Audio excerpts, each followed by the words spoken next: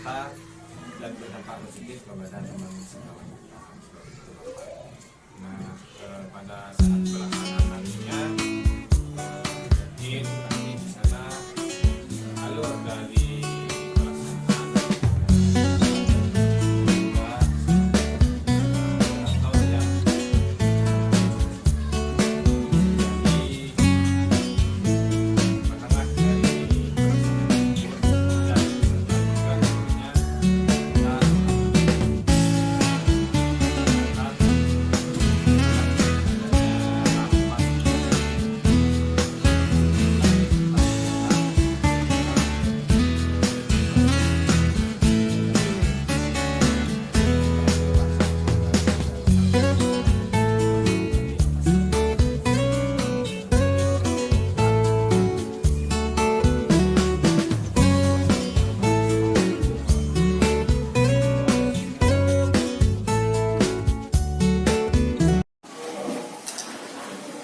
Assalamualaikum warahmatullahi wabarakatuh. Bismillahirrahmanirrahim. Alhamdulillahilladzi an'ama 'alaina bi ni'matil iman wal islam.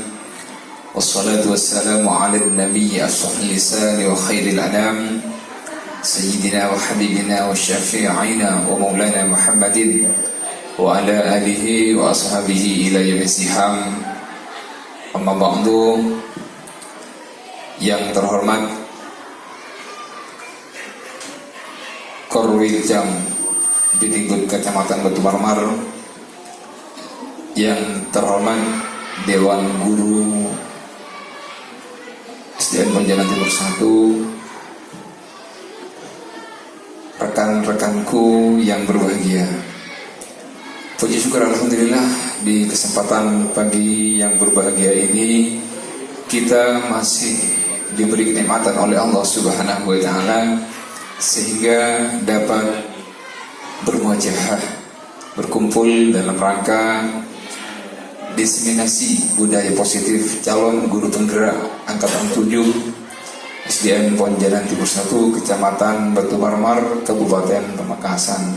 Dan harapan mudah-mudahan pertemuan pada kesempatan pagi hari ini senantiasa mendapatkan ridha dari Allah Subhanahu wa taala. Amin ya rabbal alamin. Sallallahu wasallamuhu, mudah-mudahan tetap terlimpah ruahkan kehadiran baginda Rasul Nabi Muhammad sallallahu alaihi wasallam. Rekan-rekanku yang berbahagia, adapun susunan acara yang akan terselenggara pada kesempatan pagi hari ini yaitu pembukaan, disusul kemudian dengan sambutan dan acara yang ketiga yaitu kegiatan inti tentang penyampaian materi diseminasi budaya positif calon guru penggerak angkatan 7 SDN Pontianak Timur 1, Kecamatan Batu Marmar, Kabupaten Pamekasan. Baiklah, hadirin yang berbahagia, marilah kita memasuki acara yang pertama yaitu pembukaan, dan marilah kita buka acara pada kesempatan ini dengan pembacaan suratul Fatihah dengan harapan mudah-mudahan acara berjalan dengan lancar tanpa rintangan apapun. Allah hadinna wa ala kulli niyatin shalihah wa bi hurmatin nabi wa bi sirri asraril Fatihah. A'udzu minasyaitonir rajim. Bismillahirrahmanirrahim. Alhamdulillahirabbil alamin arrahmanir rahim maliki yaumiddin. Iyyaka na'budu wa iyyaka nasta'in ihdinas siratal siratal ladzina an'amta 'alaihim ghairil maghdubi 'alaihim. Memasuki acara yang kedua yaitu sambutan dari Bapak Korwiljam Bitinggut Kecamatan Batu Marmar kepada Yang Mulia Bapak Hanafi, dipersilahkan.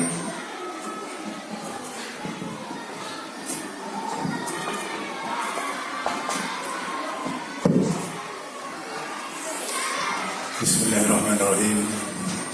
Assalamualaikum warahmatullahi wabarakatuh. Yang saya hormati para bapak dan ibu bagi yang ASN maupun non-ASN, yang sudah bernes maupun yang masih GTT, guru tidak tenang. GTT adalah guru tidak tenang.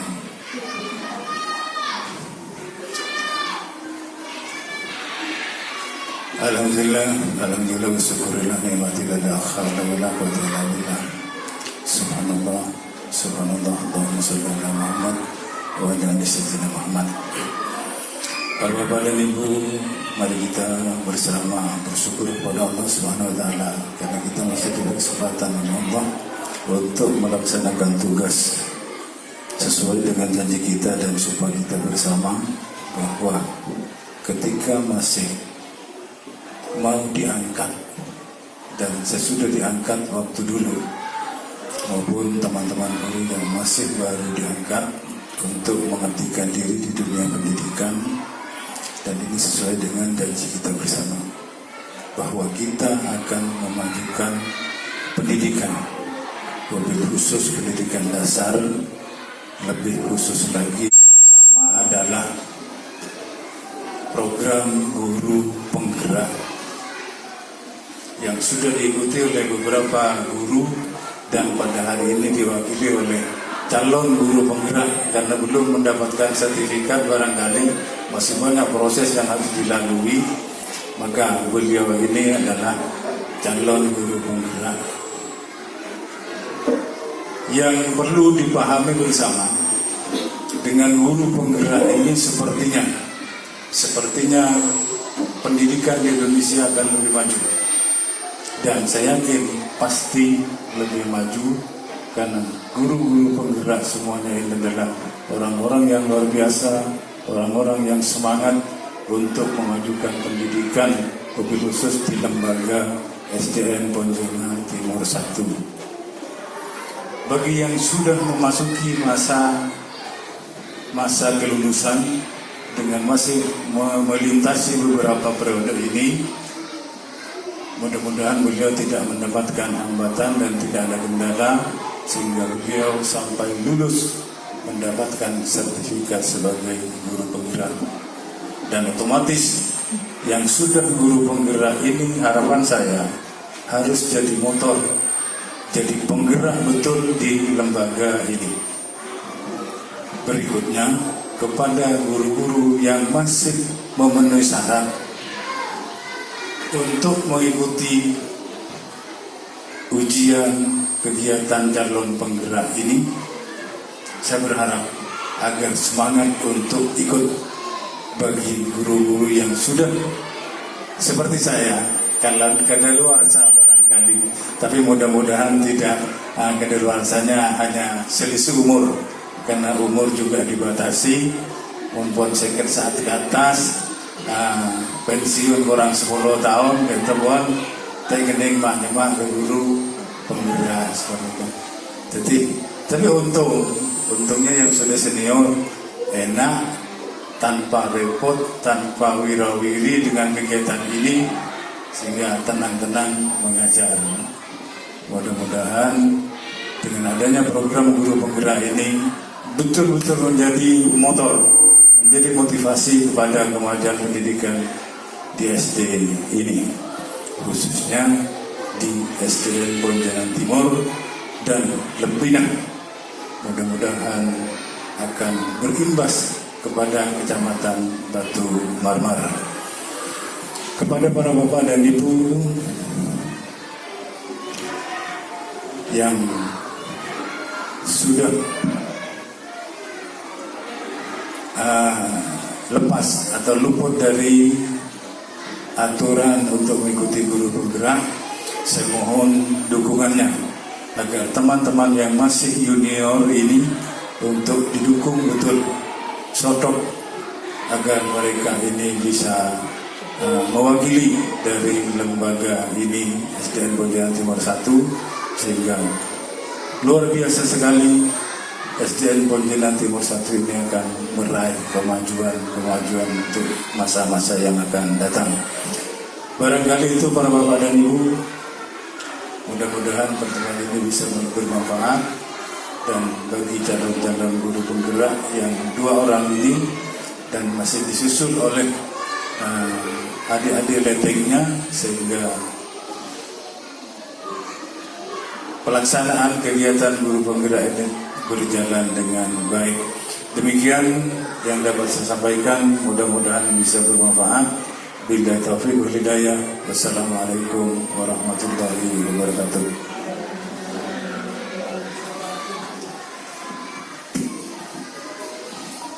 Disampaikan terima kasih. Memasuki acara yang ketiga, yaitu kegiatan inti penyampaian materi diseminasi budaya positif calon guru penggerak angkatan 7 SDN Pontianak Timur 1, yang dalam hal ini akan disampaikan oleh Bapak Rudi Gano. Kepadanya dipersilakan.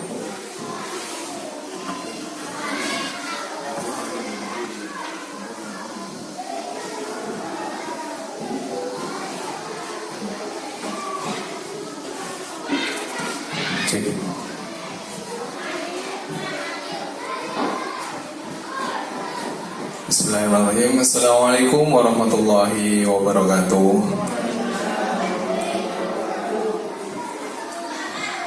Sebelumnya saya ucapkan terima kasih banyak kepada Bapak Dr. Andes Hanafi MM yang telah memberikan sambutan terlebih dahulu terkait tentang diseminasi budaya positif untuk calon guru penggerak angkatan 7 di SDN Pontianak Timur 1 ini. Nah, Bapak dan Ibu Dewan Guru, terkait tentang diseminasi budaya positif ini, saya ucapkan kepada Bapak dan Ibu Guru selamat datang di pagi hari ini yang telah hadir untuk mengikuti kegiatan ini seperti itu. Nah, selanjutnya Bapak dan Ibu Dewan Guru, untuk mempersingkat waktu, kami akan langsung menyampaikan materi pada pagi hari ini, yaitu tentang budaya positif. Sebelumnya kami perkenalkan terlebih dahulu Bapak dan Ibu. Di slide depan ini, di situ ada gambar dengan keterangannya. Yang di sebelah kiri itu adalah Bapak Thomas Harikartono. Itu adalah fasilitator kami. Beliau dari Malang. Beliau adalah orang hebat yang memberikan motivasi baik kepada kami, sehingga beliau memberikan dampak positif bagi saya, terutama juga kepada Bapak Munahi juga. Nah, dan beliau adalah juga memegang angkatan sebelumnya, seperti itu Bapak Ibu. Dan selanjutnya yang kedua yaitu Bapak Ahmad Rahim Supriyadi. Beliau adalah pengajar praktek kami di angkatan 7. Beliau orang Waru Pamekasan, Bapak dan Ibu. Nah, selanjutnya pastinya untuk gambar yang ketiga Bapak Ibu sudah tahu. Di situ adalah saya. Di sini saya adalah calon guru penggerak angkatan 7. Dan selanjutnya yaitu Bapak Munahi juga di situ calon angkatan 7 yang merupakan senior bagi saya, seperti itu Bapak dan Ibu.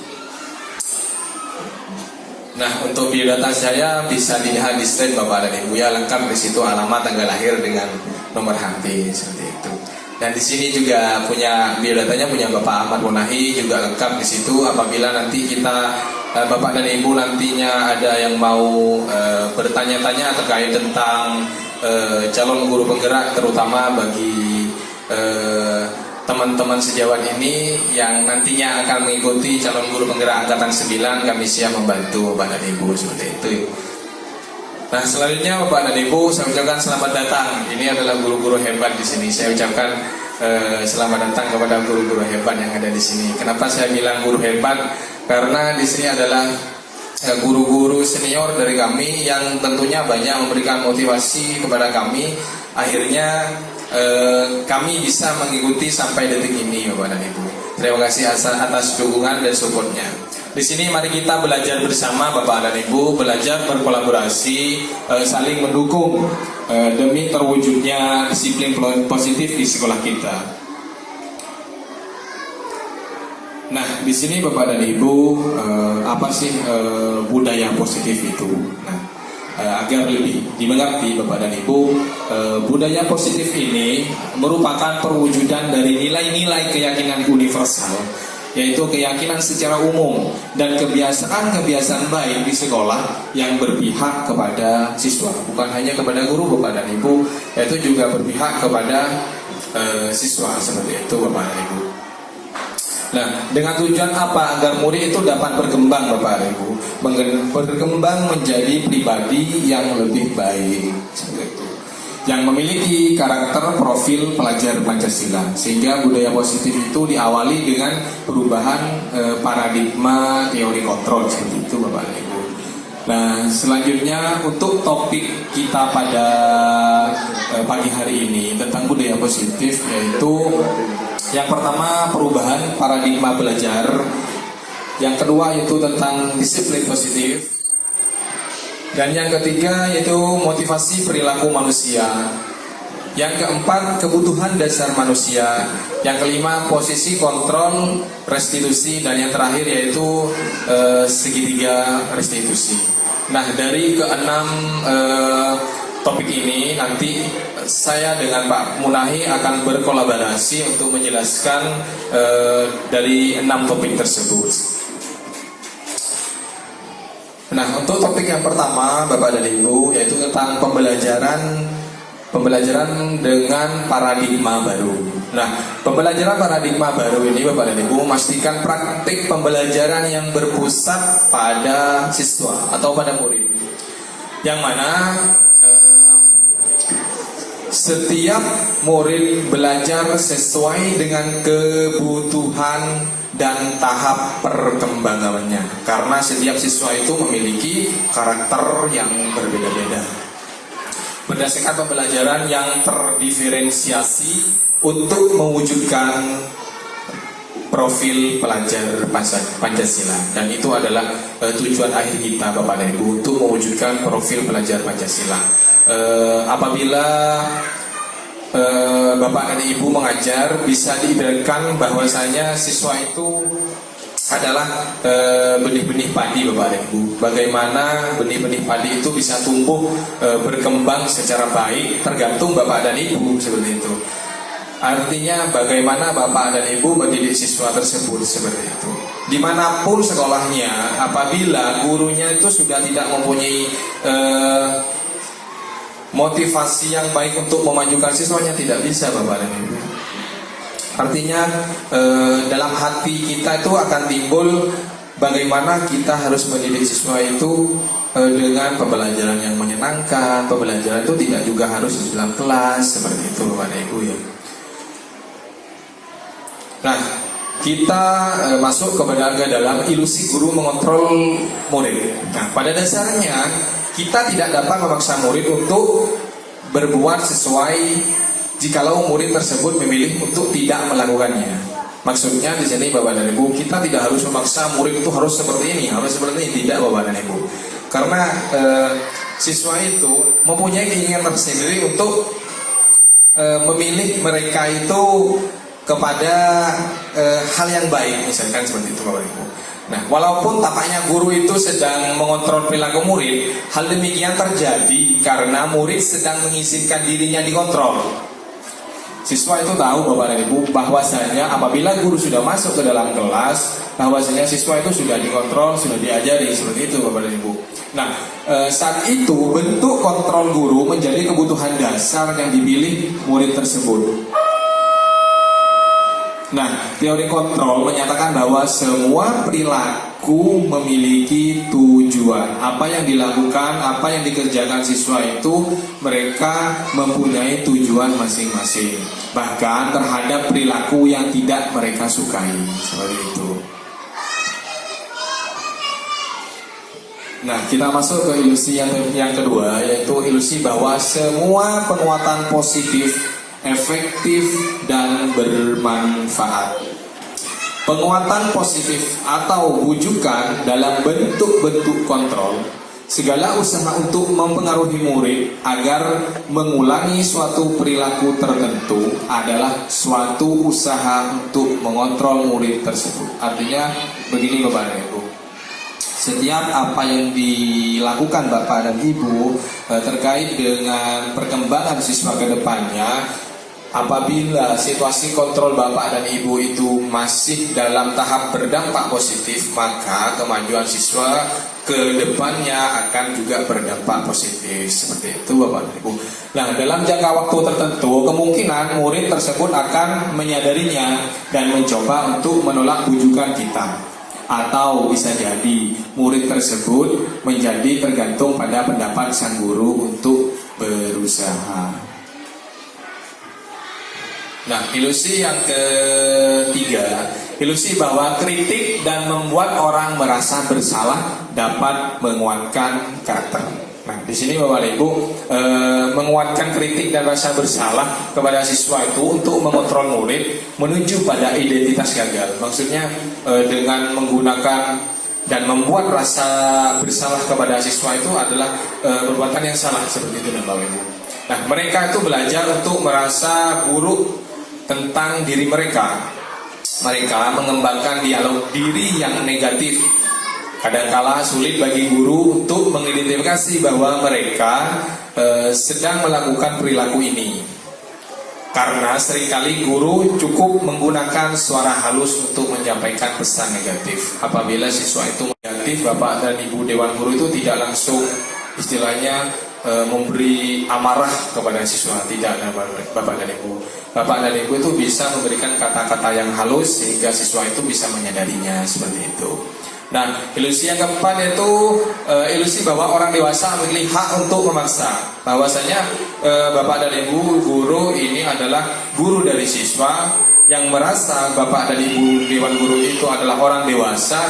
Bapak dan Ibu guru itu mempunyai hak untuk memaksa murid untuk melakukan apa yang Bapak Ibu inginkan, seperti itu. Nah, itu adalah gagal Bapak dan Ibu. Banyak orang dewasa yang percaya bahwa mereka memiliki tanggung jawab untuk membuat murid-murid berbuat hal-hal tertentu. Apapun yang dilakukan dapat diterima selama ada sebuah kemajuan berdasarkan sebuah pengukuran kinerja. Nah, pada saat itu orang dewasa akan menyadari bahwa perilaku memaksa tidak akan efektif untuk jangka waktu panjang dan sebuah hubungan permusuhan akan terbentuk. Nah, bisa dilihat di depan Bapak dan Ibu di slide-nya, di situ ada stimulus respon dan di situ juga ada teori kontrol Bapak dan Ibu. Bagaimana seorang bisa berubah dari paradigma stimulus respon kepada pendekatan teori kontrol? Itu menurut Stephen R. Covey, Participant Centered Leadership. Nah, di tahun 1991 mengatakan bahwa bila kita ingin membuat kemajuan, perlahan sedikit-sedikit ubahlah sikap atau perilaku Bapak dan Ibu. Ya. Nah, namun bila kita ingin memperbaiki cara-cara utama kita, maka kita perlu mengubah kerangka acuan kita, Bapak dan Ibu.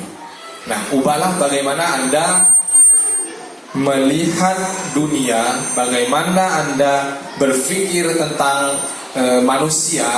Ubahlah paradigma Anda, skema pemahaman dan penjelasan aspek-aspek tertentu tentang realitas.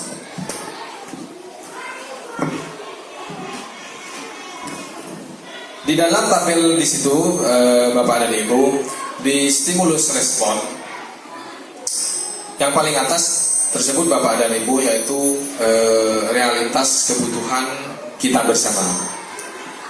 Untuk teori kontrolnya sama Bapak dan Ibu, realitas kebutuhan kita itu berbeda. Semua orang melihat hal yang sama, setiap orang memiliki gambaran yang berbeda.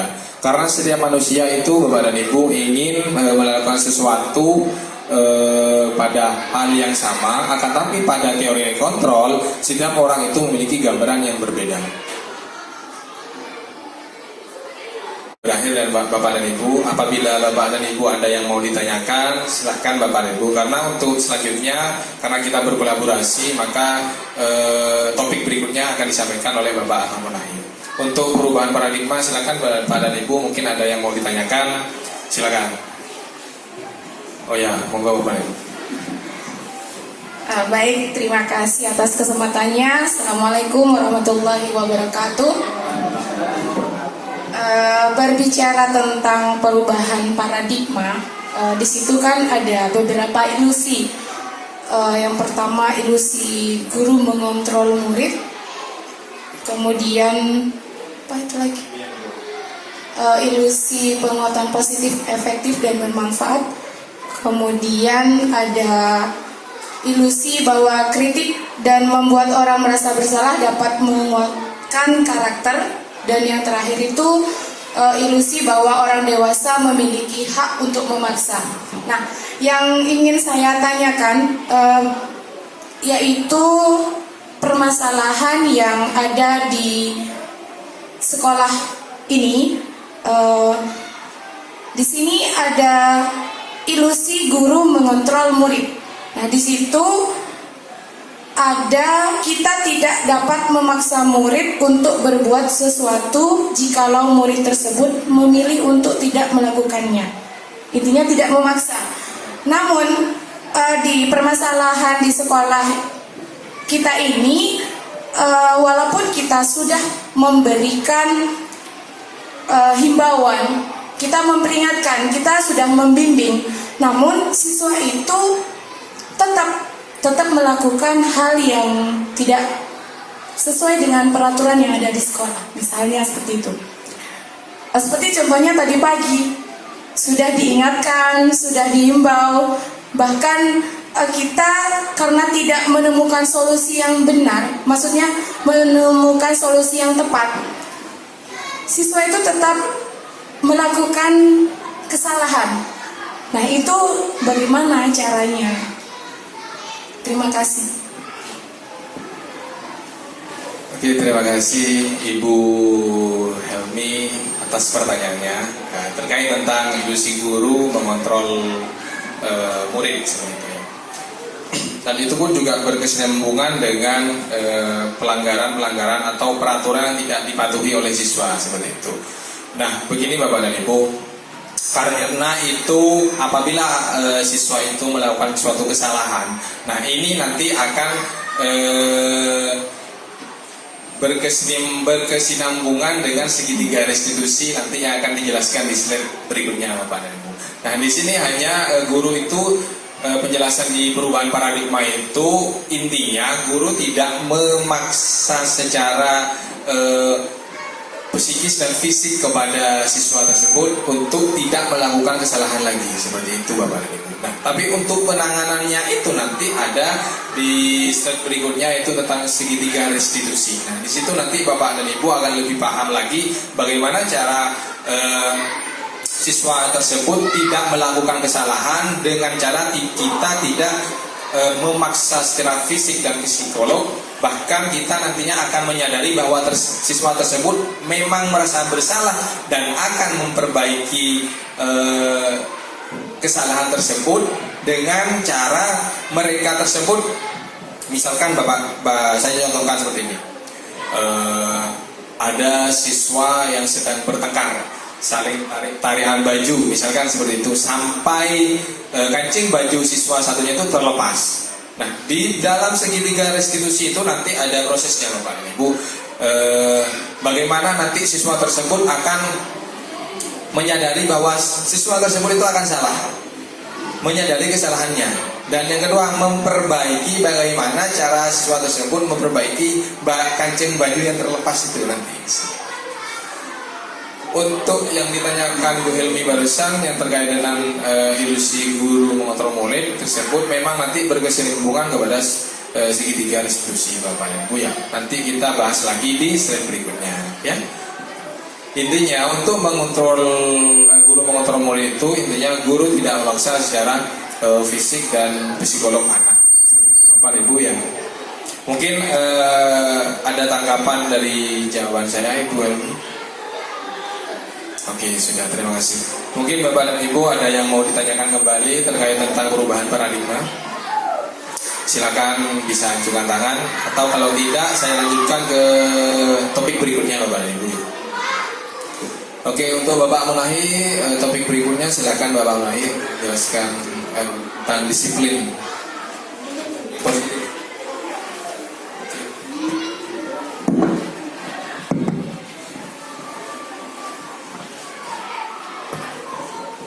Baik, terima kasih. Assalamualaikum warahmatullahi wabarakatuh.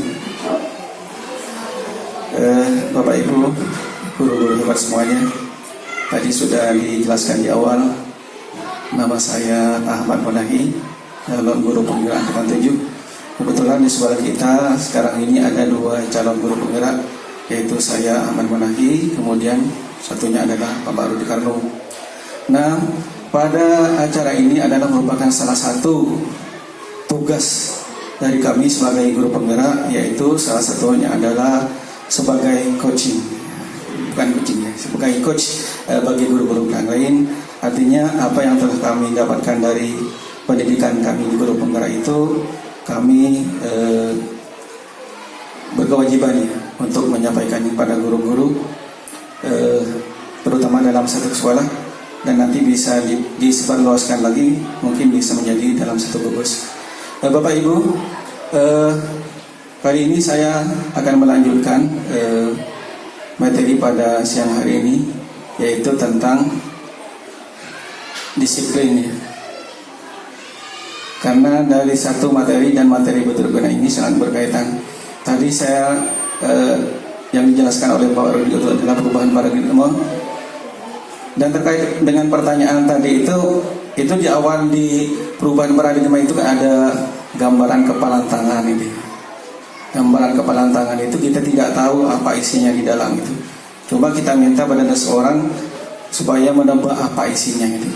Jadi orang itu berusaha dengan segala cara bagaimana agar kepalan tangan itu dibuka supaya orang lain bisa tahu apa isinya. Ada yang cara bujuk ini, ada yang cara mengancam ini dan sebagainya. Tetapi yang berhak untuk membuka kepalan tangan itu hanyalah orang yang bersangkutan itu. Artinya apa? Setiap perilaku siswa itu, yang bisa merubah perilaku siswa itu hanya siswa itu sendiri. Artinya kita sebagai guru itu, kita cuma bisa mengontrol atau mengarahkan pada hal yang baik.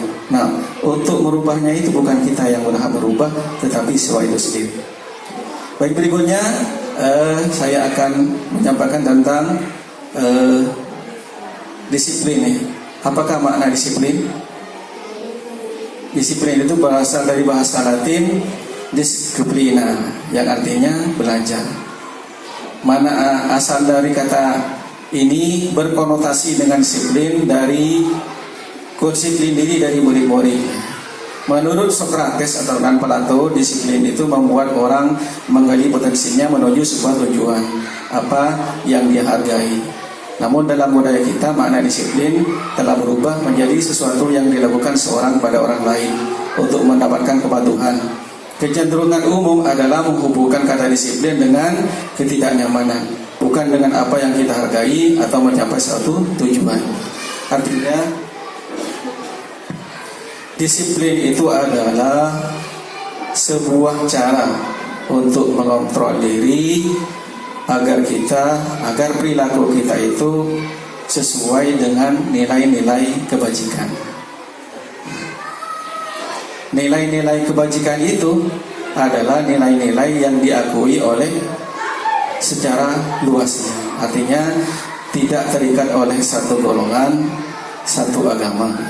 Artinya kalau menurut agama ini baik atau tidak baik, maka tentunya itu sudah diakui oleh kalangan yang lain. Itu adalah yang dimaksud dengan nilai-nilai kebajikan secara universal. Nah, disiplin berbeda dengan tertib, teratur, kepatuhan dan peraturan dan hukuman. Karena belajar tentang disiplin positif tidak harus dengan memberi hukuman. Justru hukuman itu merupakan alternatif terakhir. Atau bisa saja hukuman itu tidak dipergunakan sekali, sama sekali ya. Disiplin sering dinamai dengan sesuatu yang dilakukan seorang pada orang lain untuk mendapatkan kepatuhan. Misalkan anak-anak yang tidak mengikuti atau yang tidak bertuh pada seorang itu dikatakan tidak disiplin. Ya, bukan demikian ya. Menurut Ki Hajar Dewantara bahwa untuk mencapai kemerdekaan atau dalam konteks pendidikan kita saat ini untuk menciptakan murid yang merdeka, syarat utamanya adalah harus ada disiplin yang kuat. Disiplin yang maksud adalah disiplin diri yang memiliki motivasi internal. Jadi kita tidak memiliki motivasi internal, maka kita memerlukan pihak lain untuk mendisiplinkan kita atau motivasi eksternal. Jadi perubahan diri terhadap seseorang itu adalah kehendak dari dirinya sendiri, harus keluar dari dalam dirinya sendiri, harus ada kemauan dari dalam dirinya sendiri. Itulah yang dimaksud dengan disiplin diri atas motivasi internal. Nah, kalau orang itu tidak memiliki motivasi internal, tidak ada kemauan untuk berubah dirinya, maka diperlukan motivasi eksternal. Motivasi eksternal itu maksudnya ada himbauan atau ada ajakan atau ada pelajaran dari orang lain.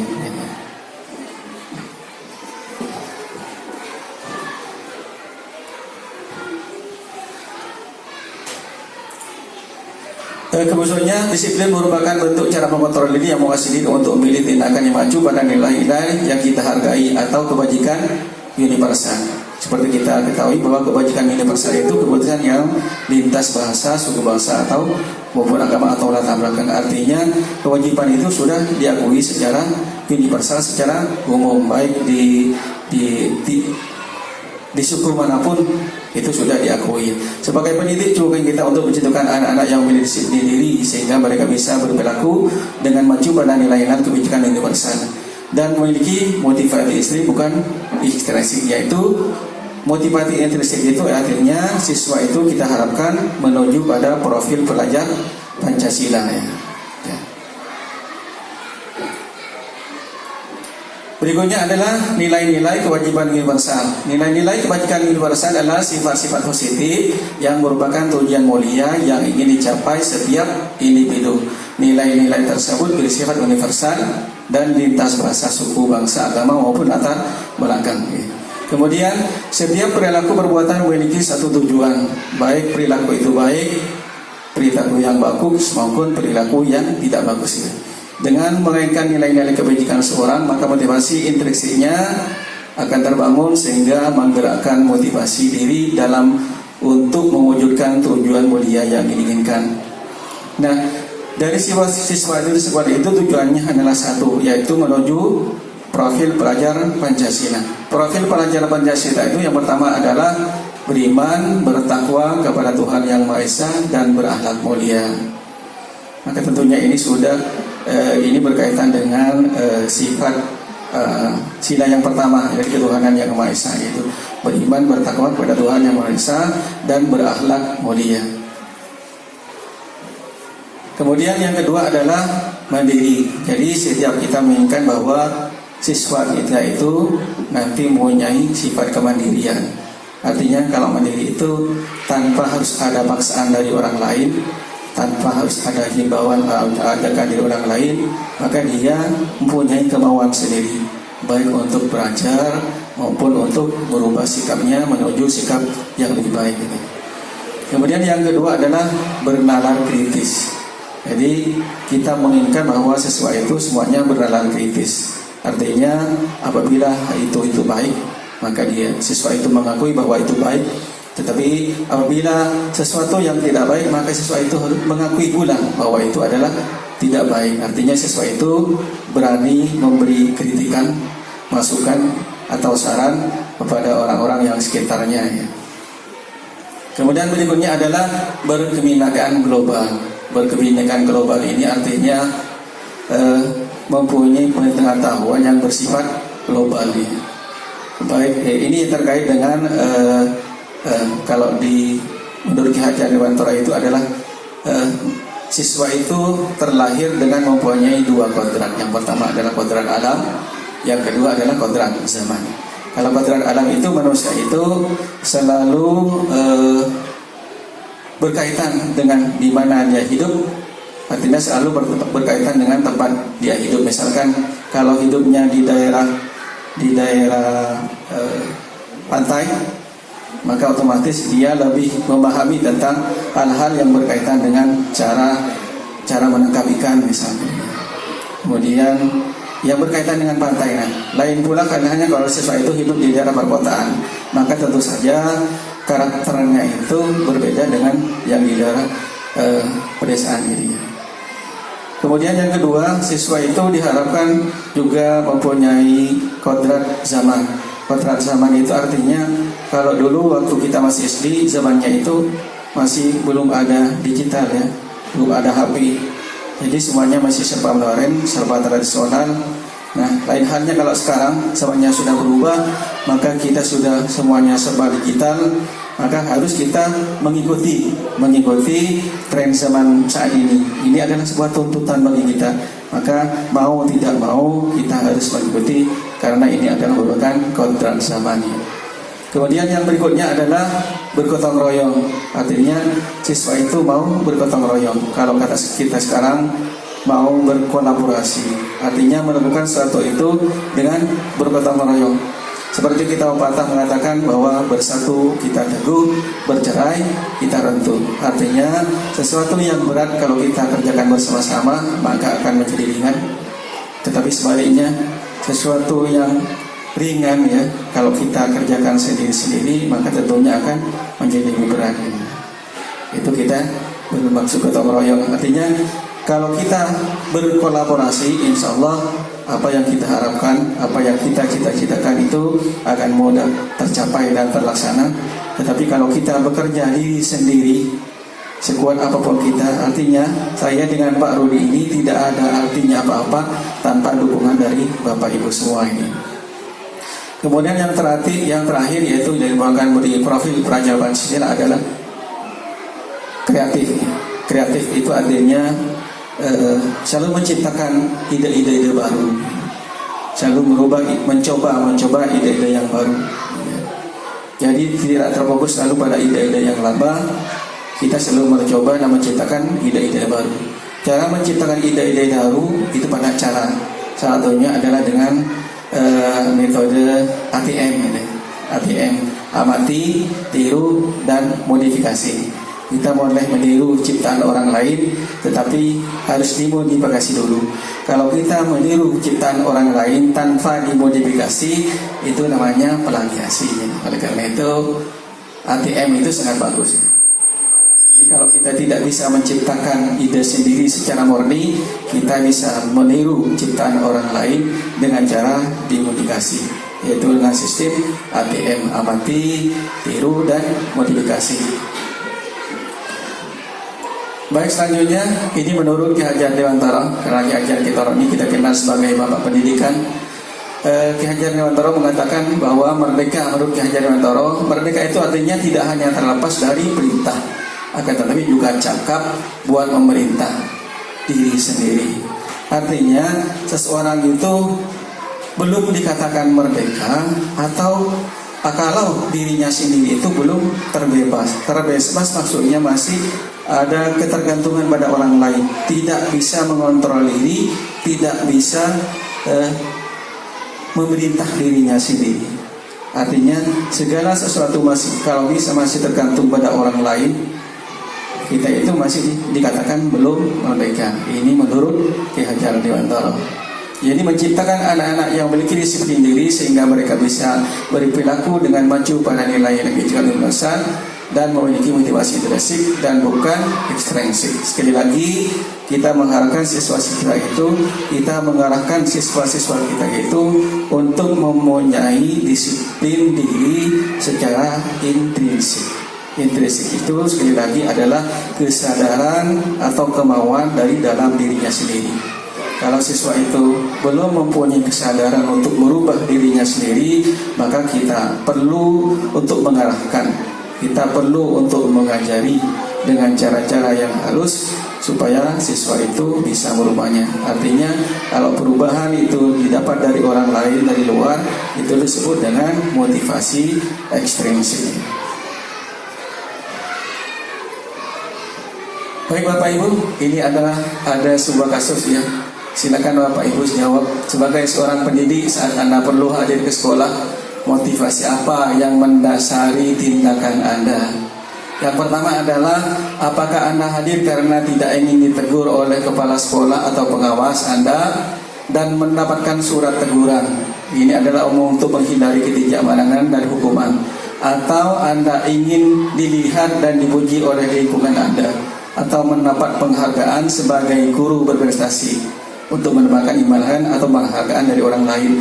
Atau yang ketiga, Anda ingin menjadi pelajar sepanjang hayat, menjadi orang yang berusaha dan bertanggung jawab, serta menghargai diri Anda sendiri sebagai teladan bagi murid Anda, guru-guru Anda, serta lingkungan Anda, karena Anda percaya tindakan Anda sebagai pemimpin pembelajaran akan jadi panutan oleh lingkungan Anda. Yang ketiga ini adalah menghargai nilai-nilai kebaikan dari diri sendiri. Jadi mohon Bapak Ibu ini mempunyai motivasi yang mana? Yang pertama, yang kedua, atau yang ketiga? Yang ketiga. Nah, kalau yang pertama dan yang kedua ini, yang pertama ini adalah nanti ada kaitannya dengan masalah berkaitan antara materi yang ini dan materi berikutnya. Kalau yang pertama ini kita masih perlu motivasi ekstrinsik, perlu binaan, perlu dibina. Kemudian yang kedua ini kita juga perlu dibina juga, karena ini adalah merupakan motivasi ekstrinsik, perlu motivasi ekstrinsik ya, perlu bimbingan ya, baik dari kepala sekolah, pengawas, atau dari rekan-rekan guru sejawat. Nah, kalau yang ketiga ini adalah sudah masuk pada motivasi intrinsik. Artinya kita sudah mempunyai kesadaran sendiri, kemauan sendiri untuk merubah diri kita. Apalagi kita sebagai seorang guru tentunya ingin memberikan teladan yang baik bagi para peserta didik kita ya. Ini adalah dari semua kegiatan atau aktivitas kita sehari-hari yang diharapkan kita agar perubahan pada siswa-siswi kita itu menjadi motivasi intrinsik. Artinya ada kemauan, kesadaran dari dalam dirinya sendiri. Ini yang ketiga. Yang ketiga, manusia itu mempunyai 3 motivasi. Jadi perilaku manusia itu dipengaruhi oleh 3 motivasi. Yang pertama adalah untuk menghindari ketidaknyamanan hukuman, apa yang akan terjadi apabila saya tidak melakukannya. Kemudian yang kedua, untuk mendapatkan imbalan dari orang lain atau institusi, apa yang akan saya dapatkan apabila saya melakukannya. Kemudian yang ketiga adalah untuk menghargai diri sendiri dengan nilai-nilai yang dipercayai saya akan menjadi orang yang seperti apa apabila saya melakukannya. Nah, saya sebetulnya tidak yakin ya bahwa Bapak Ibu ini masih mempunyai sesuai dengan motivasi yang nomor 1 dan nomor 2 ini. Walaupun mungkin masih ada ya, tetapi bukan di sekolah kita ya, di sekolah lain ini dia. Jadi seseorang itu misalkan hadir lebih dulu ke sekolah itu, atau datang lebih awal ke sekolah itu tujuannya bukan dari dalam diri sendiri, tetapi ada hal-hal yang lain karena tidak nyaman ya, ditegur oleh tetangga, Pak kok lari Pak, padahal masih pagi, karena kebiasaan kita masih datang pagi-pagi. Maka kalau agak siang sedikit tetangga itu menegur, Pak kok lari Pak, itu maka kita merasa tidak nyaman ya.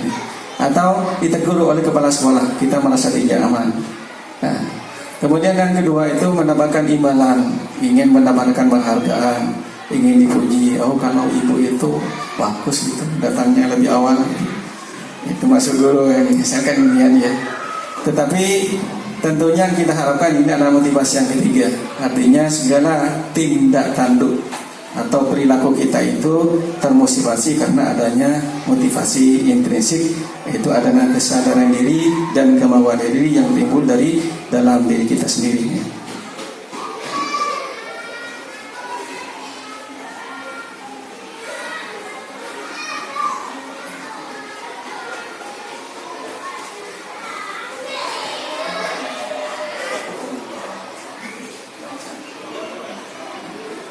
Baik Bapak Ibu, sampai di sini mungkin yang dapat saya sampaikan sementara. Mungkin ada hal yang belum dipahami terkait dengan disiplin ini. Silakan bertanya.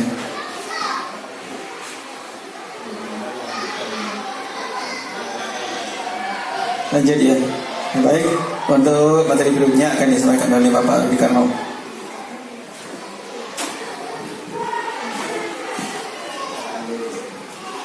Oke, terima kasih Bapak dan Ibu.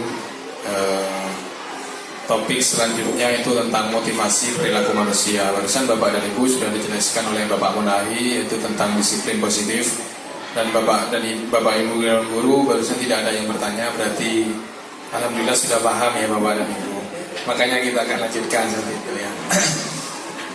Berkaitan dengan tadi disiplin positif, yaitu Bapak dan Ibu mestinya di sini pertanyaan yang sudah Bapak Munahi berikan tadi, Bapak dan Ibu sudah memilih nomor 3. Ya benar Bapak dan Ibu, Anda ingin menjadi pembelajar semacam hayat. Nah, itu adalah motivasi internal Bapak dan Ibu yang berkaitan dengan 3 motivasi perilaku manusia.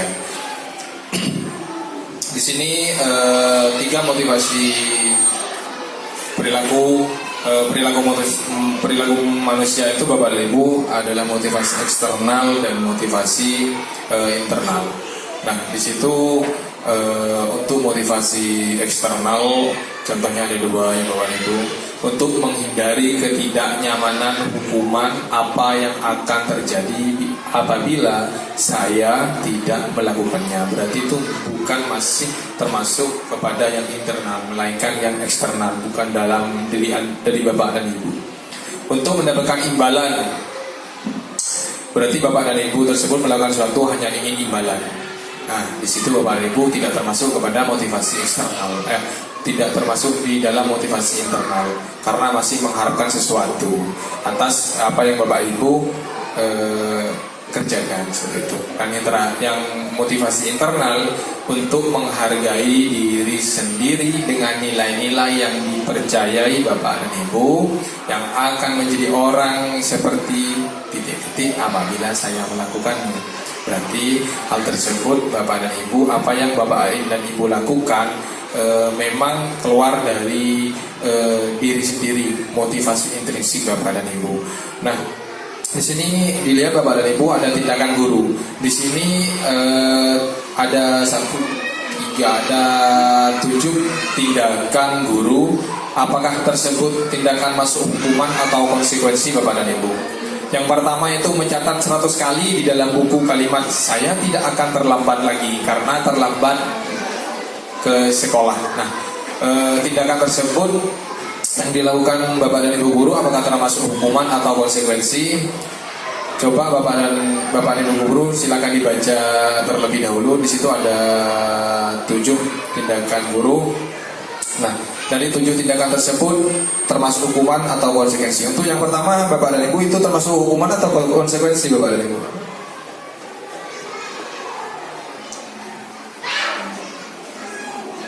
Ada yang jawab konsekuensi, ada yang jawab hukuman. Oke, agar lebih dipahami seperti ini Bapak Ibu. Ya, saya perlihatkan.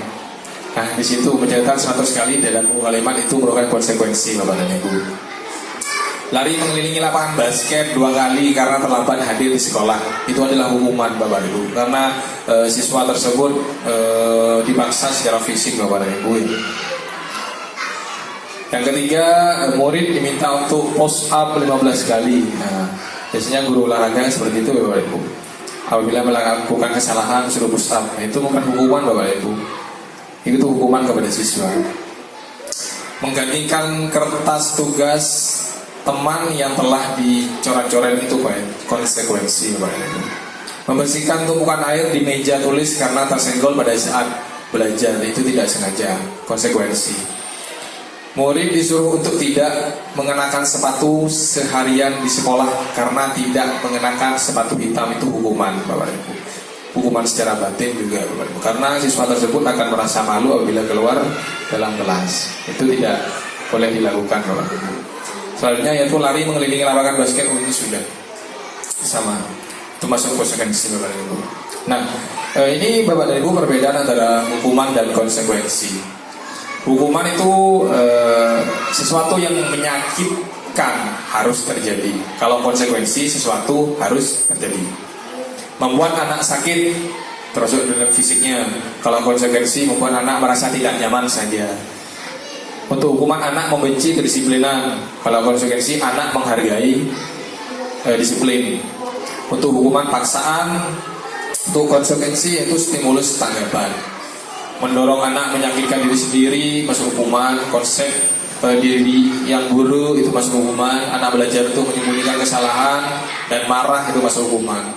Konsep diri yang baik itu masuk konsekuensi. Anak belajar untuk mematuhi peraturan masuk konsekuensi. Dan kehilangan hak, dibuat tidak nyaman, diasingkan untuk sementara itu termasuk konsekuensi Bapak dan Ibu. Nah, Bapak dan Ibu, di slide selanjutnya itu tentang keyakinan kelas. Nah, ini menarik Bapak dan Ibu. Mengapa tidak peraturan saja? Mengapa harus keyakinan kelas? Nah, dalam kelas itu pastinya sudah ada peraturan kelas ya Bapak dan Ibu. Di setiap kelas 1 sampai kelas 6 pastinya Bapak dan Ibu wali murid sudah mempunyai peraturan di dalam kelas. Nah, peraturan di dalam kelas itu sekarang sejatinya harus diganti dengan keyakinan kelas. Nah, di sini Bapak dan Ibu, mengapa tidak peraturan saja? Suatu keyakinan akan lebih memotivasi seorang dari dalam atau memotivasi secara intrinsik. Nah, seorang akan lebih tergerak dan bersemangat untuk menjalankan keyakinannya daripada hanya sekedar mengikuti serangkaian peraturan tulis tanpa memaksa. Untuk mendukung motivasi intrinsik, kembali ke dalam nilai-nilai keyakinan tadi Bapak dan Ibu. Nah, di sini dalam pembentukan kelas, dalam pembentukan keyakinan kelas, Bapak dan Ibu, yang pertama keyakinan kelas itu bersifat lebih abstrak Bapak dan Ibu dari peraturan yang telah Bapak dan Ibu buat di dalam kelas. Keyakinan kelas itu merupakan pernyataan universal. Keyakinan kelas sebenarnya tidak terlalu banyak sehingga mudah diingat dan dipahami oleh semua warga kelas. Semua warga kelas hendaknya ikut berkontribusi dalam pembuatan keyakinan kelas. Artinya Bapak dan Ibu guru saat melaksanakan pembuatan keyakinan kelas di dalam kelas tersebut melibatkan wajibnya yaitu siswa, guru, juga dilibatkan dengan berdiskusi nanti berkolaborasi antara siswa dengan guru. Selanjutnya itu prosedur pembentukan keyakinan kelas. Poin pertama yaitu bercurah pendapat dengan murid-murid di sekolah atau di kelas tentang peraturan yang perlu disepakati. Nah, Bapak dan Ibu saat sebelum melakukan pembuatan keyakinan di kelas, Bapak dan Ibu terlebih dahulu bercurah pendapat dengan siswanya, keyakinan kelas seperti apa yang ingin diinginkan oleh siswa, kelas seperti apa yang ingin siswa capai ke depannya, seperti itu Bapak dan Ibu. Mencatat semua masukan-masukan pada siswa. Contoh kalimat negatifnya, jangan berlari di kelas atau koridor. Nah, kalimat positifnya, berjalanlah di kelas atau koridor. Berarti kata negatif itu dihilangkan Bapak dan Ibu untuk membuat keyakinan kelas. Nah, di sini Bapak dan Ibu saya mempunyai contoh beberapa keyakinan kelas yang sudah saya terapkan di kelas saya Bapak dan Ibu. Yang pertama yaitu selalu menjaga kebersihan kelas dan halaman sekolah. Biasanya di sini Bapak dan Ibu apabila dijadikan peraturan di sini jangan membuang sampah sembarangan di halaman kelas dan halaman sekolah. Nah, di sini kalimatnya diganti Bapak dan Ibu. Selalu menjaga kebersihan. Berarti kalimat positifnya itu yang diambil seperti itu. Saling menghargai dan menghormati. Selalu bekerja sama, saling membantu dan bergotong royong. Mengambil keputusan dengan musyawarah. Meningkatkan disiplin, membudayakan membaca dan semangat belajar. Itu adalah contoh dari keyakinan kelas Bapak dan Ibu. Bapak dan Ibu nanti bisa juga membuat keyakinan kelas dengan cara berkonsultasi juga kepada kami nantinya Bapak dan Ibu.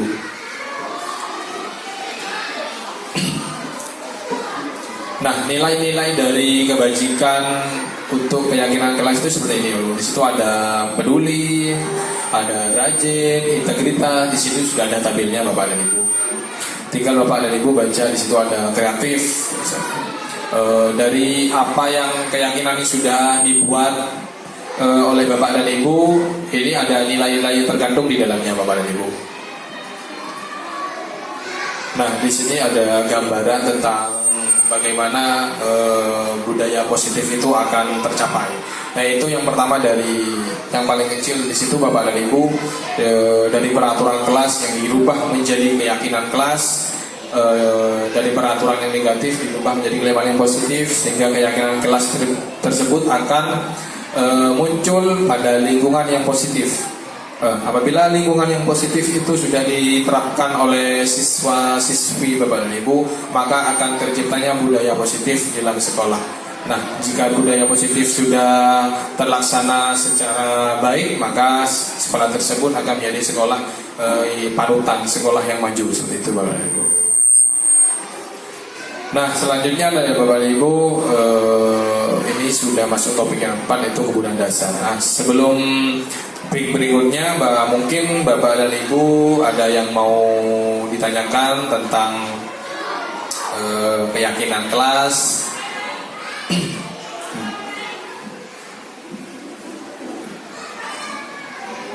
Bagaimana cara melakukan keyakinan kelas dan kapan keyakinan kelas itu dilaksanakan, seperti itu teman-teman. Mungkin ada yang ditanyakan, silahkan Bapak dan Ibu.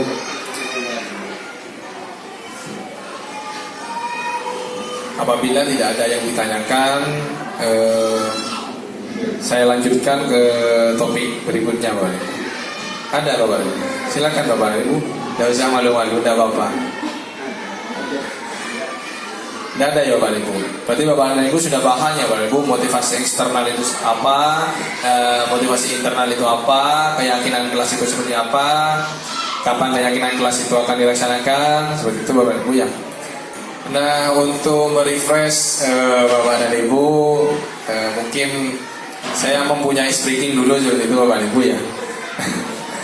Ada Pak speakingnya. Nah, untuk slide berikutnya lagi Bapak Munahi yang akan sampaikan.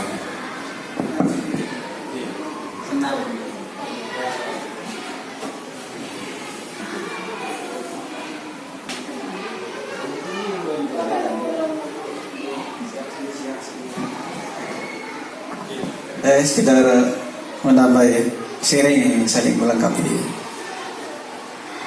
Tadi yang telah dijelaskan oleh Bapak Rudi, yaitu tentang keyakinan kelas. Keyakinan kelas itu merupakan kalimat positif semuanya, tidak ada kalimat negatif. Mengapa harus keyakinan kelas? Padahal di kelas itu sudah ada tata tertib kelas. Gitu. Baik, kita beri contoh dulu. Sekarang Bapak Ibu kan kalau naik sepeda motor kok mengapa pakai helm ini? Kenapa? Iya. Hah? Ya, untuk keamanan, untuk keselamatan gitu ya. Sekarang Bapak Ibu itu kalau mau makan, kenapa harus cuci tangan lebih dulu? Iya, biar tidak sebelum, untuk kesehatan gitu ya. Nah, keamanan dan kesehatan itu adalah dianggap sebagai nilai-nilai kebajikan yang universal. Maka nilai-nilai kebajikan yang universal itu kita jadikan, itu merupakan landasan dari kita membuat keyakinan kelas, keamanan gitu ya. Kalau kita misalkan di perpustakaan membaca buku, siswa membaca buku, diambil bukunya, kemudian setelah membaca buku, kenapa bukunya itu harus dikembalikan lagi ke tempat asalnya? Kenapa? Itu adalah tanggung jawab. Jadi tanggung jawab itu ya. Kenapa kita harus tidak boleh datang terlambat itu, harus datang lebih awal di sekolah itu. Misalkan kalau kita sedang berlangsung pelajaran, ada siswa yang baru datang itu apa akibatnya? Maka itu akan mengganggu orang lain. Maka dari tata tertib itu misalkan tidak boleh membuang sampah sembarangan. Itu kan tata tertib ya, tata tertib. Itu karena ada kalimat negatif. Maka kalimat negatif dari tata tertib itu kita rubah menjadi keyakinan kelas yang berbunyi adalah buanglah sampah pada tempatnya. Ya, itu ya. Kemudian berikutnya kalau kita misalkan harus setelah membaca buku harus dikembalikan pada tempatnya. Itu kan tata tertib ya, tata tertib. Maka tata tertib itu dirubah menjadi keyakinan keras yang berbunyi adalah tanggung jawab. Dirubah cukup dengan tanggung jawab itu. Itu kira-kira ya. Baik, sebelum kita lanjutkan pada materi berikutnya, kita ikuti dulu speaking ya, speakingnya. Silakan, Pak.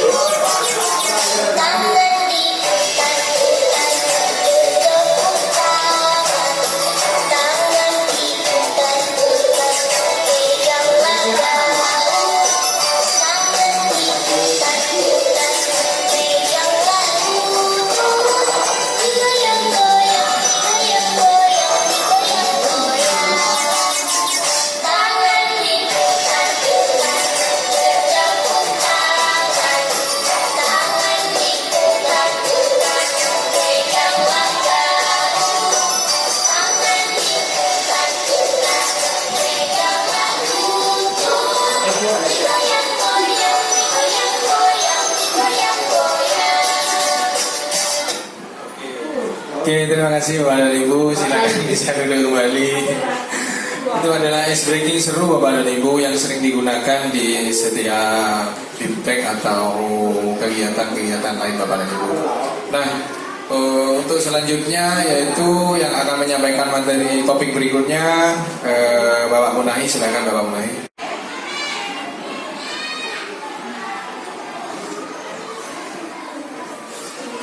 Baik Bapak Ibu, untuk materi berikutnya adalah tentang kebutuhan dasar manusia. Artinya setiap manusia itu hidup itu mempunyai kebutuhan dasar. Kebutuhan mendasar manusia ini ada 5 ya. Yang pertama adalah kebutuhan hidup yang di tengah itu. Kemudian kebutuhan kesenangan, kebutuhan kebebasan, kebutuhan penguasaan, dan yang terakhir adalah kebutuhan kasih sayang. Jadi semua manusia hidup ini artinya tidak terlepas dari 5 kebutuhan ini. Bagi yang pertama adalah kebutuhan bertahan hidup. Kebutuhan bertahan hidup yang dikenal dengan survival ini adalah kebutuhan yang bersifat psikologis untuk bertahan hidup, misalnya sandang, pangan, papan, kesehatan, keamanan, juga termasuk kebutuhan biologis. Ini adalah menjadi kebutuhan hidup manusia yang pertama. Artinya manusia hidup itu pun membutuhkan pakaian, ya kita butuh pakaian, butuh tempat tinggal, butuh makanan, juga butuh kesehatan, butuh keamanan, dan termasuk kebutuhan biologis. Kalau salah satu kebutuhan ini tidak terpenuhi, maka hidup kita itu tidak sempurna. Yang kedua adalah kita butuh kasih sayang, rasa diterima, kebutuhan untuk diterima. Artinya semua manusia itu butuh kasih sayang, kebutuhan akan hubungan dan koneksi sosial seperti teman, butuh keluarga, butuh pasangan hidup, butuh teman kerja, binatang juga kita butuh binatang ya. Seperti ada yang suka burung ya, ada yang suka ayam dan sebagainya itu. Juga kita butuh kelompok di mana kita terhubung kebutuhan untuk memberi dan menerima kasih sayang dan kebutuhan untuk merasa menjadi bagian dari kelompok itu. Jadi kita juga butuh ini ya. Kalau di guru kita butuh grup untuk guru gitu, kebutuhan kelompok ya. Ada kebutuhan kelompok pengajian, itu juga kebutuhan kelompok ya. Kemudian yang berikutnya adalah kebutuhan penguasaan. Kebutuhan penguasaan ini ada kebutuhan skill dari kita ya. Kebutuhan pengakuan atas kemampuan kita. Kebutuhan ini berhubungan dengan kekuatan untuk mencapai sesuatu, menjadi kompeten, menjadi terampil, diakui atas prestasi dan keterampilan kita, didengarkan dan memiliki rasa harga diri. Kebutuhan ini meliputi keinginan untuk dianggap berharga, bisa membuat perbedaan, bisa membuat pencapaian, kompeten, diakui, dihormati. Ini meliputi self-esteem ya, dan keinginan untuk meninggalkan pengaruh. Artinya kebutuhan kita yang ketiga ini, kita itu sebetulnya butuh belajar ya. Butuh belajar dan memberi pelajaran pada orang lain. Kalau kita belajar, maka kita mempunyai pengetahuan, mempunyai ilmu, sehingga kita diakui oleh orang lain. Artinya setiap manusia hidup itu mempunyai kemampuannya, mempunyai kelebihan masing-masing ya. Dan kita butuh bahwa kelebihan atau kemampuan kita itu diakui oleh orang lain. Seperti siswa ya. Siswa itu mempunyai kemampuan yang berbeda-beda ya, karakter yang berbeda-beda. Ada yang suka melukis, kemampuannya di bidang melukis. Ada yang di bidang seni suara. Kemudian ada yang di bidang puisi. Ada yang di bidang mapel. Maka kita harus mengakui setiap kemampuan yang dimiliki oleh siswa. Kalau misalkan kita hanya mengaku yang mapel saja, oh yang itu saja yang dikirim, saya kok bisa ini kok tidak ini, itu merasa tidak dihargai ya. Kemampuan mereka itu merasa tidak diakui oleh kita ya. Kemudian berikutnya adalah setiap manusia itu butuh kebebasan ya, kebutuhan akan pilihan. Kebutuhan untuk bebas adalah kebutuhan akan kemandirian, otonomi, memiliki pilihan dan mampu mengendalikan arah hidup seseorang. Perlu banyak bergerak, suka mencoba-coba, tidak terlalu terpengaruh orang lain, dan senang mencoba hal baru dan menarik. Artinya kita itu butuh kebebasan ini. Kalau kita masih belum bebas, maka kita masih dianggap merdeka. Artinya ketika ini kita butuh merdeka ya. Misalkan kita selalu mengadakan pembelajaran di dalam kelas gitu. Ada siswa itu yang senang belajar di dalam kelas, ada juga yang senangnya belajar di luar kelas. Kalau siswa yang senangnya belajar di luar kelas, kalau belajar di dalam kelas terus, maka siswa itu merasa tidak nyaman gitu, karena mereka butuh kebebasan. Mungkin kalau setiap kemauan siswa itu kita penuhi, maka pembelajaran akan lebih berjalan dengan lancar, siswa menjadi lebih termotivasi, lebih semangat belajar, dan tujuan pembelajaran itu akan lebih mudah dicapai. Kemudian yang terakhir adalah manusia itu butuh kesenangan, kebutuhan untuk merasa senang. Kebutuhan akan kesenangan adalah kebutuhan untuk mencari kesenangan, bermain, tertawa. Bayangkan hidup tanpa kenikmatan apapun betapa menyedihkannya. Saya menghubungkan kebutuhan akan kesenangan dengan belajar. Saat kita bermain, mereka mempelajari keterampilan hidup yang penting.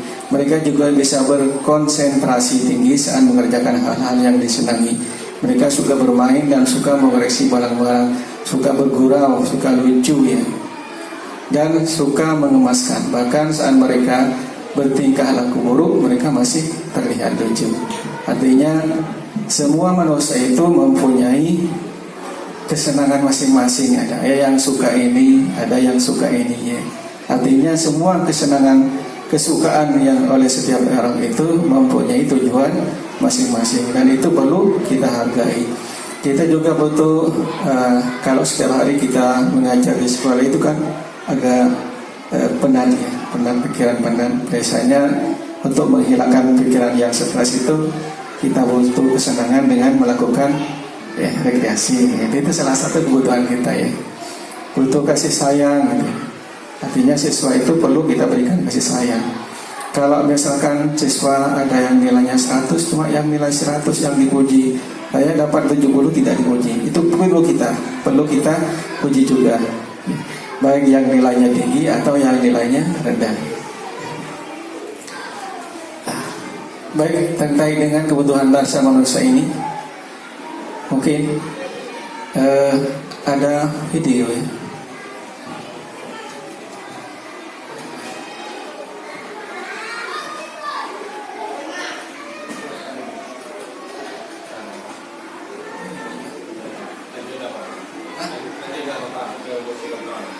Yang terkait dengan kebutuhan manusia, mungkin ada yang kurang paham yang perlu ditanyakan, silakan.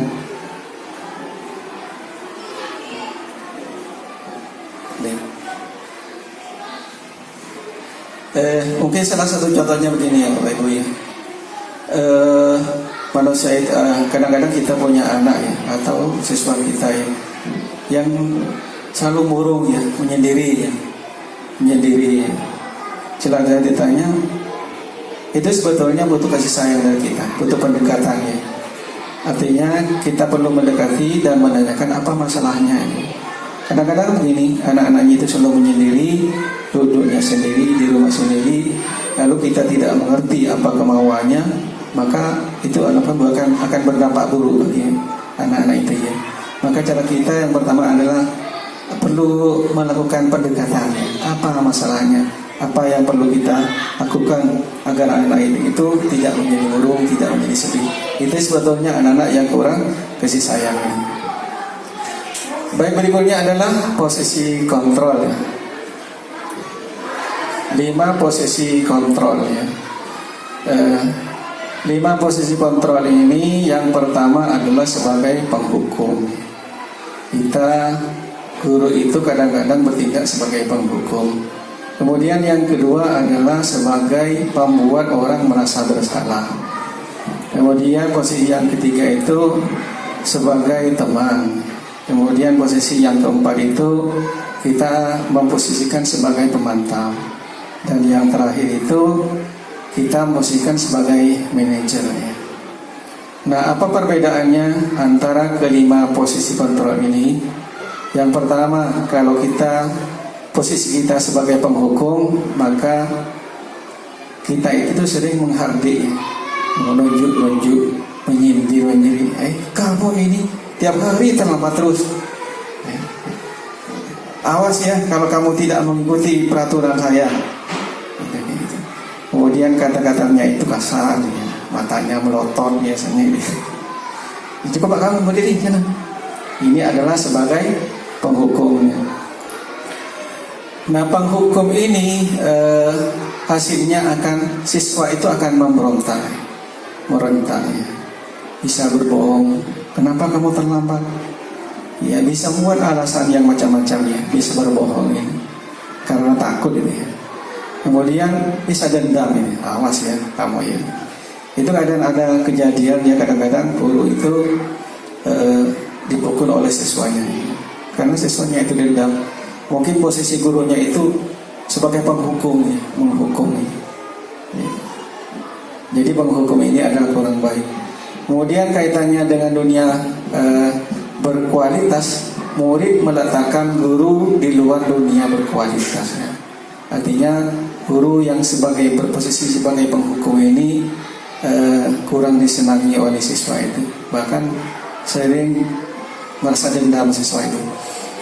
Dan murid-murid berkata, biarkan saja, nanti juga marah-marah lagi. Iya, biasa itu. Itu sudah dianggap biasa. Artinya kalau sering kita sudah melakukan sebagai posisi penghukum, maka lama-lama siswa itu juga merasa kebal ya. Biasa itu dianggap biasa itu ya. Kemudian dampaknya kepada siswa itu, siswa pasti akan mengulangi kesalahannya lagi. Karena siswa itu hanya akan patuh pada kita ketika kita berada di hadapan mereka.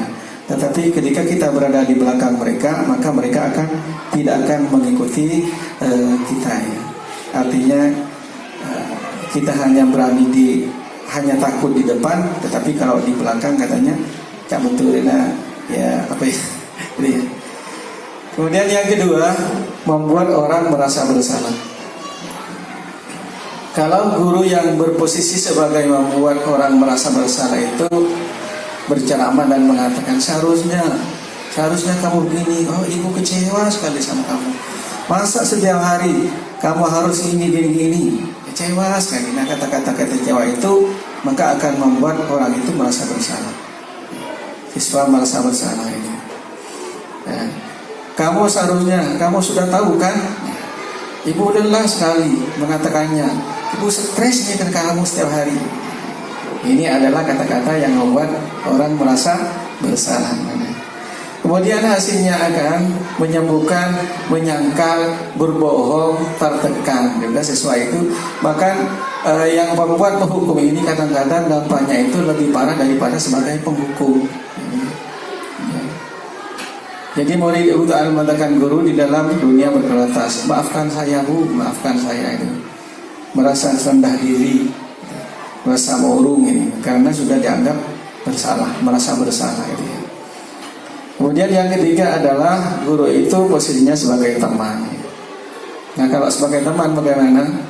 Jadi membuat alasan-alasan untuk muridnya. Ayolah anak-anak silakan dikerjakan ya.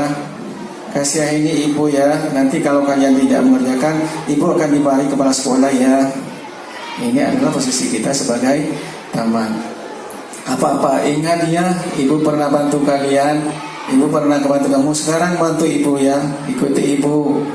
Ini adalah kata-kata dari seorang teman. Kemudian keuntungannya apa? Siswa itu menjadi sangat ketergantungan pada ibu. Artinya kalau kita di kelas itu ada tiga guru yang mengajar di kelas itu. Yang satunya sering menghukum, posisinya menghukum. Ada yang sering membuat merasa bersalah. Dan ada satu guru yang memposisikan sebagai teman, maka kemungkinan siswa itu akan selalu tergantung pada guru yang posisi sebagai teman. Tetapi kaitannya dengan dunia berkualitas, murid meletakkan guru sebagai seorang guru yang sangat penting di dunia berkualitas. Saya pikir Bapak Ibu teman saya ternyata begitu. Jadi kalau kita berposisi sebagai teman itu, maka kita seakan-akan kurang dihargai. Karena posisinya sebagai teman, walaupun sebagai guru, kadang-kadang anak itu gini, dianggap sebagai temannya biasa ini ya. Kemudian dampaknya apa? Dampaknya ada lemah, tidak mandiri, tergantung. Siswa itu akan lemahnya, kurang semangat ini ya. Tidak memiliki tergantung. Karena misalkan guru si A itu tidak masuk, maka akan ditanyakan terus ya. Teman ya. Kemudian yang berikutnya adalah sebagai pemantau. Pemantau itu adalah menghitung dan mengukur. Artinya kita pemantau itu selalu berpegang teguh pada aturan atau tata tertib sekolah. Kalau pemantau itu kalau misalkan salah ya salah ya. Kalau misalkan siswa itu harus diberi konsekuensi, maka akan diberi konsekuensi ya. Sebagai pemantau itu adalah lebih tegas dan berpegang teguh pada aturan atau tata tertib sekolah ini. Nah, kalau ada siswa yang berbuat salah, maka posisi pemantau itu akan mengatakan apa peraturannya, apa konsekuensinya. Kamu sekarang terlambat ya, kamu tahu apa konsekuensinya ya. Apa peraturan yang ini, jam berapa sekolah masuk ya. Itu akan mengatakan demikian. Jadi lebih halus lagi ya dari seorang teman itu. Kemudian hasilnya adalah murid akan memahami konsekuensi, menyesuaikan diri bila diawasi. Jadi kalau misalkan murid terlambat, konsekuensinya apa? Kalau misalkan ada guru itu di kelas, maka yang terlambat silakan baca Yasin secara berdiri di depan kelas. Maka otomatis apabila ada murid yang terlambat tanpa disuruh, murid itu akan langsung berdiri dan membaca surah Yasin. Itu adalah karena sudah konsekuensi yang sudah disepakati bersama, diyakini bersama di kelas itu. Kemudian berapa banyak bintang yang saya harus peroleh? Berapa banyak bintang yang harus saya peroleh? Berapa halaman yang harus saya tulis? Mendapatkan badan seleksi atau hadiah untuk Jadi sebagai pemantau itu sering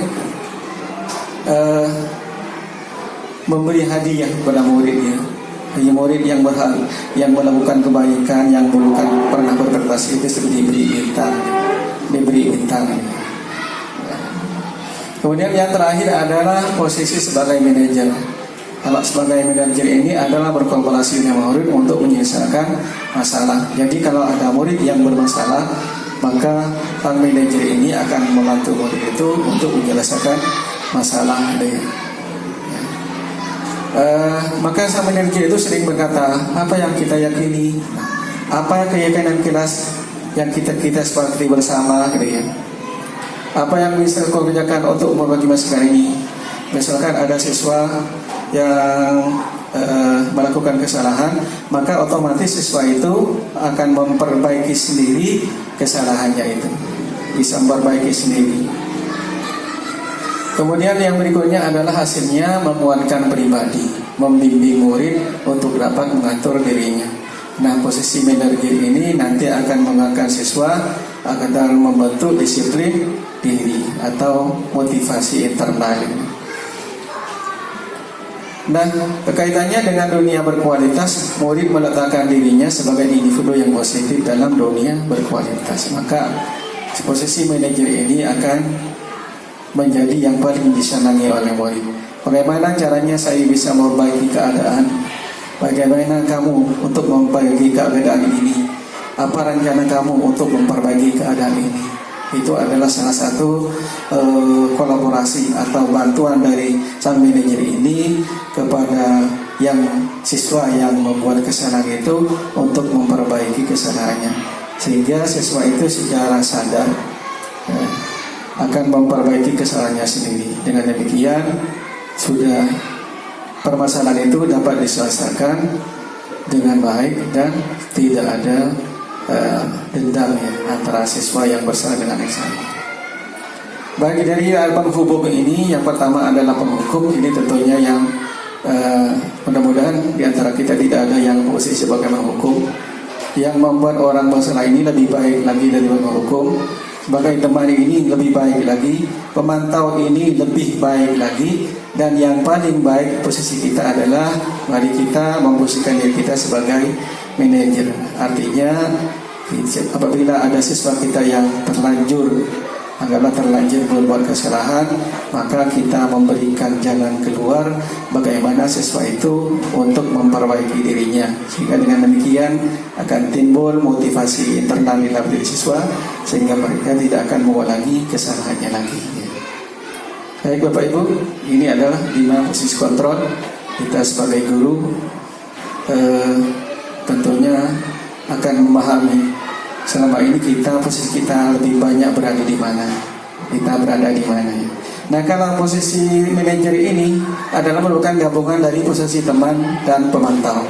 Jadi kadang-kadang manajer ini bisa berubah menjadi teman, kadang-kadang juga bisa menjadi pemantau. Jadi kita harapkan mari kita berubah posisi kita dari yang kurang baik, dari penghukum atau membuat orang yang bermasalah, kemudian menjadi seorang teman, pemantau atau seorang manajer. Mudah-mudahan siswa kita ini tidak perlu ada penghukum lagi, atau tidak perlu ada kita membuat merasa bersalah lagi, tetapi mereka sudah timbul dari dalam dirinya motivasi internal, sehingga kita semua akan memposisikan diri kita sebagai manajer. Baik, sampai di sini ada yang kurang memahami, silakan.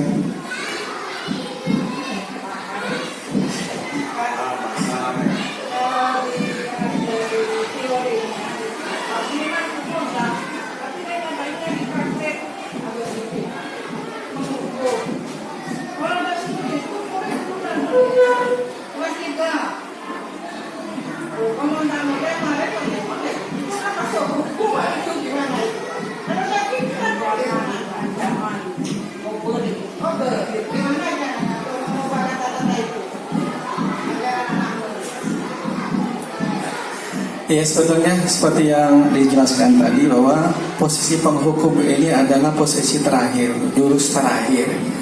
Kalau misalkan kita terpaksa harus melakukan penghukum, tetapi penghukum ini kan bermacam-macam. penghukum yang tidak harus menyakiti siswa. Ya, secara halus dengan cara yang lain. Silakan kamu tulis ini walaupun sebagai penghukum ya, tetapi tidak harus menyakiti siswa secara baik secara lahir atau secara batin. Karena kita setiap guru ini sebetulnya punya kemampuan yang berbeda. Oke, Bapak dan Ibu. Nah, di sini istilah kolom, siapa yang mengatakan dengan posisi kontrol mana yang sering mengucapkan pernyataan-pernyataan yang tersedia. Nah, saya kecewa sekali dengan kamu. Nah, ini termasuk penghukum, apa membuat orang merasa bersalah, atau pemantau, ataupun juga teman Bapak dan Ibu. Mungkin Bapak Ibu sudah bisa memahami di sini ini termasuk yang mana. Tadi di tabel itu sudah ada Bapak dan Ibu. Saya kecewa sekali dengan kamu. Coba ini dilihat lagi Bapak. Masuk ke yang mana itu Bapak dan Ibu? Saya kecewa sekali. Ya benar Bapak. Membuat orang merasa bersalah. Nah, untuk yang kedua, ibu kejar aku karena ibu guru sayang aku. Ini masuk yang mana Bapak Ibu? Ini ya termasuk kebutuhan apa? Apa cinta kasih sayang, apa kesenangan, apa kekuasaan atau kebebasan? Ibu kejar aku karena ibu guru sayang aku. Cinta dan kasih sayang ya. Berarti Bapak dan Ibu sudah paham tentang materi ini Bapak Ibu. Nah, selanjutnya Bapak Ibu, topik yang terakhir yaitu tentang segitiga restitusi Bapak dan Ibu. Coba selanjutnya diganti biasa.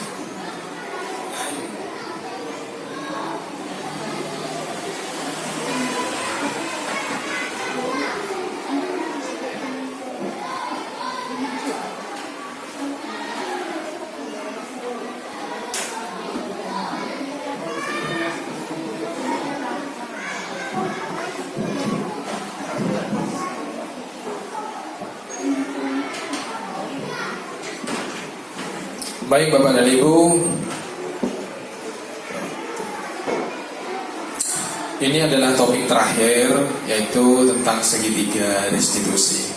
Nah, apa itu segitiga restitusi? Nah, segitiga restitusi itu adalah proses menciptakan kondisi bagi murid untuk memperbaiki kesalahan mereka sehingga mereka bisa kembali pada kelompok mereka dengan karakter yang lebih kuat. Artinya mereka kembali dengan hal-hal yang positif Bapak dan Ibu. Bisa diartikan juga restitusi yaitu proses kolaboratif yang mengajarkan murid untuk mencari solusi untuk masalah mereka dan membantu murid berpikir tentang orang seperti apa yang mereka ingin atau tujuan mulia dan bagaimana mereka harus memperlakukan orang lain. Seperti itu Bapak dan Ibu. Nah, 9 ciri restitusi Bapak dan Ibu bisa dilihat. Yang pertama, bukan untuk menebus kesalahan, namun untuk belajar dari kesalahan. Memperbaiki hubungan, tawaran bukan paksaan. Restitusi menuntun untuk melihat ke dalam diri. Restitusi mencari kebutuhan dasar yang mendasari tindakan. Restitusi diri adalah cara yang paling baik. Restitusi fokus pada karakter bukan tindakan. Restitusi fokus pada solusi. Restitusi murid yang berbuat salah pada kelompoknya. Nah, di sini ada gambar Bapak Ibu segitiga restitusi seperti itu. Nah, dari segitiga ini kan mempunyai 3 sisi Bapak dan Ibu. Sisi yang pertama yaitu menstabilkan identitas. Sisi yang kedua yaitu validitas tindakan yang salah. Dan yang terakhir sisinya yaitu menanyakan keyakinan. Nah, untuk sisi yang pertama tentang menstabilkan identitas, di mana kita itu membuat anak yang merasa gagal itu karena melakukan kesalahan menjadi positif terhadap dirinya. Bahwasanya berbuat salah itu tidak apa-apa. Tidak ada manusia yang sempurna. Saya juga pernah melakukan kesalahan seperti itu. kita bisa menyelesaikan ini. Nah, Bapak dan Ibu tidak tertarik mencari siapa yang salah di situ, tapi Bapak dan Ibu di situ mencari solusi dari permasalahan yang telah siswa atau siswi lakukan di sekolah, seperti itu. Apakah kamu sedang menjadi teman yang baik untuk dirimu sendiri? Nah, di sini penjelasan dari poin-poin ini adalah penjelasan tentang menstabilkan identitas Bapak dan Ibu. Nanti saya berikan contohnya terakhir setelah 3 sisi ini diterangkan semua Bapak. Yang selanjutnya yaitu validitas tindakan yang salah, di mana di sini membuat murid untuk mengenali basic atau kebutuhan dasar yang ingin dipenuhi ketika melakukan kesalahan. Nah, poin-poinnya di sini Bapak dan Ibu, padahal kamu bisa melakukan yang lebih buruk dari ini ya, tapi kamu tidak melakukannya. Nah, intinya di sini kita tidak langsung menjudge anak itu langsung merasa bersalah dan menghukum, tidak seperti itu Bapak dan Ibu. Kamu pasti punya alasan mengapa kamu melakukan kesalahan tersebut. Kamu patut bangga pada dirimu sendiri karena kamu telah melindungi sesuatu yang penting buat kamu. Kamu boleh mempertahankan sikap itu, tapi kamu harus menambah sikap yang baru. Ini adalah poin-poin dari validitas tindakan yang salah. Yang terakhir, menanyakan keyakinan atau seek the belief, bahasa Inggrisnya. Murid melihat kesalahan dihubungkan dengan nilai-nilai kebajikan yang mendasari manusia berinteraksi dengan orang lain. Nah, poinnya di sini apa yang kita percaya sebagai kelas atau keluarga. Apa nilai-nilai umum yang kita telah disepakati? Apa bayangan kita tentang kelas yang ideal? Kamu menjadi orang seperti apa? Nah, di sini Bapak dan Ibu bisa dilihat ditampil di sini untuk identitas suksesnya Bapak dan Ibu terkait dengan hukuman, konsekuensi, dan restitusi. Untuk identitas suksesnya, di sini konsekuensi itu masuk identitas sukses, akan tetapi lebih baiknya jalan terakhirnya yaitu dengan jalan restitusi Bapak dan Ibu. Untuk hukuman, sesuatu yang menyakitkan harus terjadi. Untuk konsekuensi, sesuatu harus terjadi. Dan restitusi merupakan pilihan yang terbaik. Selanjutnya, tindakan nyaman untuk murid atau anak untuk jangka waktu panjang. Itu untuk hukuman. Dan konsekuensi untuk identitas suksesnya, tidak nyaman untuk murid atau anak untuk jangka waktu pendek. Nah, untuk restitusi, menguatkan untuk murid atau anak dalam jangka waktu panjang. Intinya, untuk hukuman itu merupakan hal yang negatif. Kalau konsekuensi itu netral dan Bapak dan Ibu, kalau restitusi itu adalah hal-hal yang positif seperti itu. Nah, selanjutnya itu murid atau anak belajar menyembunyikan kesalahan. Itu akibat dari hukuman. Untuk yang konsekuensi yaitu murid anak belajar taat peraturan. Nah, untuk restitusinya itu murid atau anak belajar memecahkan masalah. Nah, di situ poin pokoknya Bapak dan Ibu. Akibat dari hukuman tersebut, akibat dari konsekuensi yang diberikan seperti itu, murid anak belajar untuk menaati peraturan, dan untuk restitusinya murid atau anak belajar itu bisa memecahkan permasalahan tersebut Bapak dan Ibu.